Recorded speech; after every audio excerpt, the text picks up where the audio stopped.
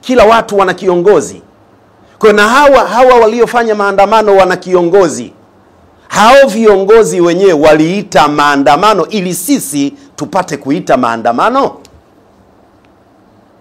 Imenisikitisha sana ndugu wanahabari na Watanzania kwa ujumla, kuona viongozi wenzetu wa dini tunaowategemea katika taifa letu wakiwaaminisha watu kwamba yale yalikuwa ni maandamano. Imenisikitisha. Chadema chini ya mwenyekiti wake tulisikia na klipu zimesambaa nukta mama 3 alizisema kwenye hotuba yake, akiwaambia viongozi na wanachama wa Chadema wanaofikiria nafasi za uongozi mara baada ya uchaguzi wasahau.